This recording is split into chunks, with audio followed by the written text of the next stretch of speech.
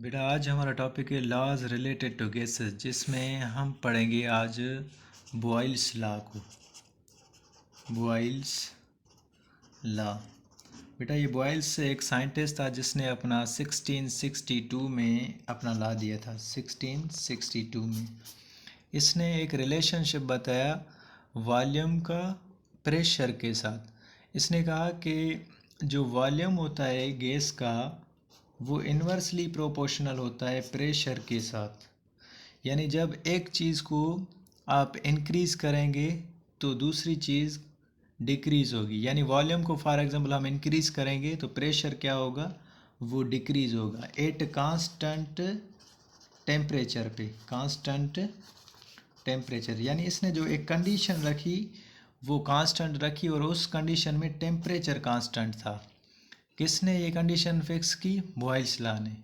क्योंकि practical verification के लिए इसने कहा कि volume of given mass of gas, volume of given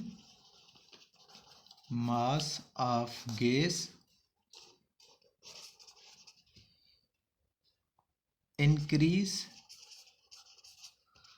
with decreasing the pressure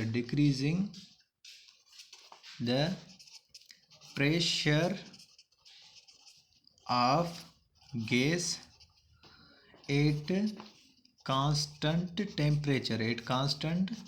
temperature। बेटा इसने कहा कि वॉल्यूम गैस का इंक्रीज होगा तब जब हम प्रेशर को डिक्रीज करेंगे। यानी प्रेशर जब डिक्रीज होगा तो एट कांस्टेंट टेम्परेचर पर तो वॉल्यूम इंक्रीज होगा। अब इसकी हम प्रैक्टिकल वेरिफिकेशन को पढ़ेंगे। Practical verification of Boyle's law. बेटा फॉर एग्जांपल हमारे पास ये एक कंटेनर है और इस कंटेनर के अंदर 1 kg गैस हमने रखी है। यानी गिवन मास ऑफ गैस का वॉल्यूम सपोज यहाँ पे हमें 10 क्यूबिक सेंटीमीटर है। 10 क्यूबिक सेंटीमीटर। अब इस 10 क्यूबिक सेंटीमीटर वॉल्यूम एक गैस का है कितने प्रेशर पे? सपोज करें 1 atm प्रेशर पे। ये एटमॉस्फेरिक प्रेशर है बेटा 1 atm। अगर हम प्रेशर को इंक्रीज करें, सपोज हमारे पास ये गैस है और इसमें ये 1 kg गैस है, सेम मास है गैस का, और इस प्रेशर को हमने बढ़ा दिया। अब यहाँ पे हमने 3 atm कर दिया।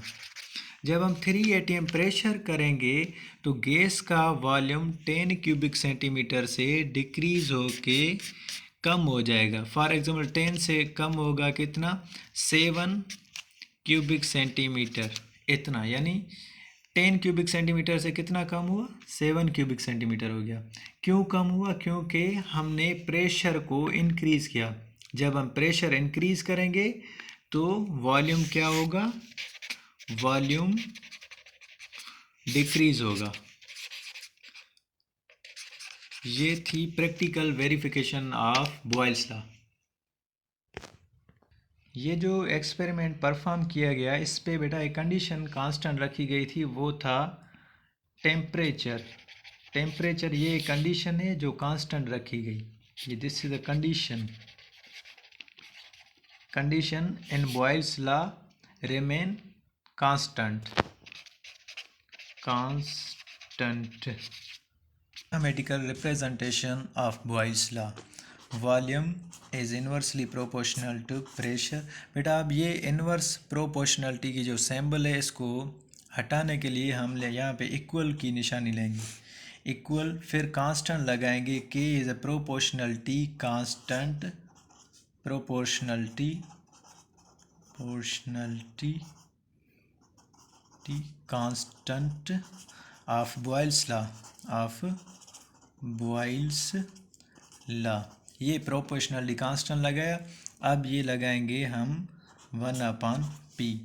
अब इसको हम फर्दर इस तरह लिख सकते हैं बेटा K/p, क्योंकि यहाँ पे K को जब 1 के साथ मल्टीप्लाई करेंगे तो जवाब आएगा K। अब के को पी के साथ डिवाइड करेंगे। अब यहाँ पे ये प्रेशर डिवाइड कर रहा है के साथ। इस सिंबल इस बराबर की लेफ़्ट साइड पे जब ये चला जाएगा तो वॉल्यूम के साथ क्या करेगा बेटा, मल्टीप्लाई करेगा। तो ये बन जाएगा P V is equal to K. K is a proportionality constant. अब उसके बाद बेटा एक प्रेशर वो था जो गैस का इनिशियल प्रेशर होता है, इनिशियल प्रेशर, उसको हम सिंबल से शो करते हैं P1 से। दूसरा होता है initial volume, initial volume, volume उसको हम रिप्रेजेंट करते हैं V1 से। इसी तरह बेटा हमारे पास एक फाइनल वॉल्यूम होता है, फाइनल वॉल्यूम।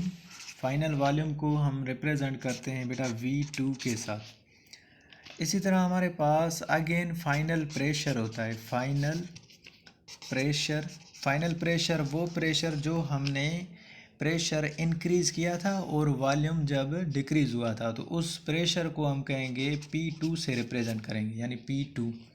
अब हमारे पास दो स्टेट्स आ गई। How many states? 2 स्टेट्स मिल गई। एक स्टेट का नाम रखा इनिशियल स्टेट, इनिशियल स्टेट। दूसरी स्टेट का हमने नाम रखा फाइनल स्टेट। अब इनिशियल स्टेट कौन सी थी? P1 V1 is equal to के। दूसरी फाइनल जो स्टेट है वो थी P2 V2 is equal to के। अब दोनों के जो ये कांस्टेंट्स हैं इनिशियल स्टेट के और फाइनल स्टेट्स के, both are same, both constant are same. अब दोनों कांस्टेंट सेम है, इसलिए P1 V1 इक्वल हो जाएगा बेटा P2 V2 के, यानी इनिशियल स्टेट यानी इक्वल हो गई किसके साथ? फाइनल स्टेट के साथ। प्रेशर एंड वॉल्यूम यानी product of pressure and volume is equal to product of pressure and volume. This is a final volume, this is a initial volume. ये हमारी एक मैथमेटिकल इक्वेशन बन गई बॉयल्स लॉ की, mathematical equation of Boyle's law.